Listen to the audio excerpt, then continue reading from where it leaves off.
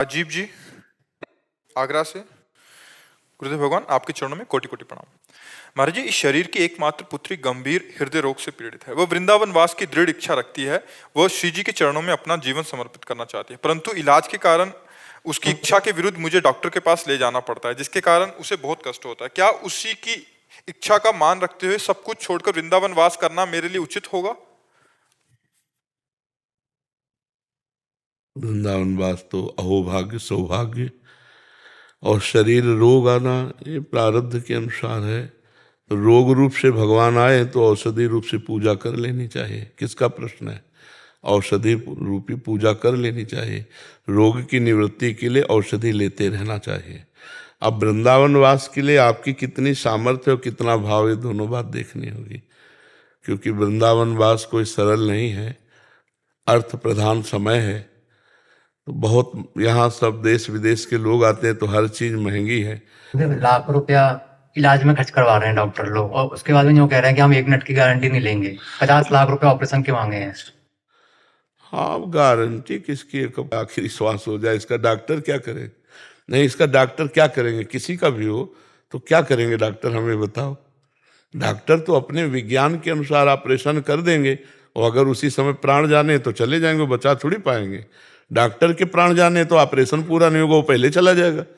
ये तो ऐसा भागवतिक विधान है, तो हमें प्रयास करना चाहिए। अगर अर्थ हो तो हमें ऑपरेशन करवा लेना चाहिए। हो सकता है सरसब्ज हो जाए, हो सकता है कि ना हो, प्रारब्ध भोग है। तो हमें लगता है अगर दवा से, डॉक्टरों की सलाह से हम जी सकते हैं, हम नाम जप कर सकते हैं, तो हमें प्रयास करना चाहिए। और जब ना जीवन होगा तो छूटे, दवा लेना चाहिए, दवा कराना चाहिए। सुखपूर्वक जितना हो सके हम अपने शरीर को रखते हुए धर्म के कार्य करें। अब ये तो है कि जाना है तो राधा राधा जपें, और जितना हम दूसरों के काम आ जाए ऐसा करें। भगवान सब व्यवस्था कर देते हैं। अगर रोग देते तो हमें लगता है व्यवस्था भी कर देते हैं। क्यों? अपने पास नहीं होती तो 4 सहयोग कर देते हैं। तो औषधि कर लेना चाहिए और निराश नहीं होना चाहिए। हम सबसे पहली जो हमारे अंदर ताकत है वो निराशा नहीं है, हम उत्साहित रहते हैं। तो हमें लगता है प्रसन्न रहना चाहिए और लड़ना चाहिए रोग से, और भगवान का नाम जपना चाहिए। किसके शरीर में रोग है? हाँ, प्रसन्न रहना चाहिए, लड़ना सीखना चाहिए। और ये चिंता मत करो, अगर उसको जिस तारीख को, जिस मिनट में जिसको जाना है वो ये उसी समय जाएगा, ऑपरेशन हो या ना हो। ज़्यादा डॉक्टरों पर दोषारोपण भी नहीं करना चाहिए, क्योंकि जीव का प्रारब्ध भी तो है। जीव का प्रारब्ध, डॉक्टर कोई पूरे त्रिभुवन के सिस्टम के मालिक तो है नहीं ना। उस शरीर के विज्ञान के द्वारा उस पार्ट को हटाना चाहते हैं जो दुखद है, जो रोग प्रदान कर रहा है, उसका ऑपरेशन करेंगे। और उस ऑपरेशन में सफलता मिलना ना मिलना भगवान के ऊपर है। तो डॉक्टर को भी ज़्यादा कोसना नहीं चाहिए, क्योंकि वो अपने विज्ञान के अनुसार उतना ही कर सकता है। अगर जाना है तो बचा नहीं सकता, अगर रहना है तो फिर तो प्रयास ही कर रहा है विज्ञान के द्वारा उसके बचाने का। तो अगर अर्थ हो तो ऑपरेशन करा लेना चाहिए, क्योंकि ऑपरेशन सरसब्ज हो जाए तो उसका जीवन बढ़िया हो जाए, और अगर ना सरसब्ज होगा तो प्रारब्ध है फिर। क्यों? गुरुदेव, वो ऑपरेशन के बाद भी यूँ कह रहे हैं कि हम ज्यादा से ज्यादा 8-10 साल तक ही कह सकते हैं। अब पूरा अर्थ लगाने का तो केवल 8-10 साल। सुनो बच्चा, हमको जब डॉक्टर सब आके जांच किए ना, तो शाम के ऐसे बैठे थे, कुर्सी डाले बीच में हमें बैठा ला, और कहा महाराज जी आपका कोई गार्जियन नहीं, क्योंकि आप स्वयं के गार्जियन हो, बाबा जी हो, इसलिए हम आपको बताते हैं कि आपकी जिंदगी 2.5 वर्ष या 5 वर्ष, 19वां वर्ष चल रहा है।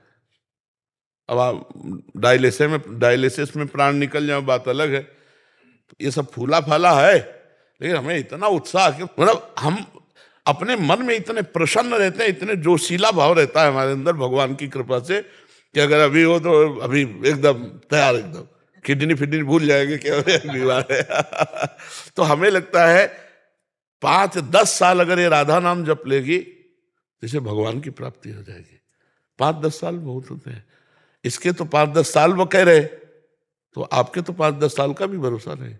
कोई रोग नहीं है, ये गए ले ये 5 मिनट का भरोसा नहीं, तो हमें लगता है 10 साल तो बहुत है, तो हमें प्रयास करना चाहिए। अगर अर्थ हो, ना हो तो फिर बात अलग है कि समस्या है। नहीं, अगर भगवान ने सुविधा दी है तो बच्चे का जीवन मंगलमय हो जाए, और मंगलमय तो होना ही है, तभी तो आई है ये, भगवान के धाम आई, संतों के पास है। अगर इसका मंगल ना होना होता तो कैसे आता?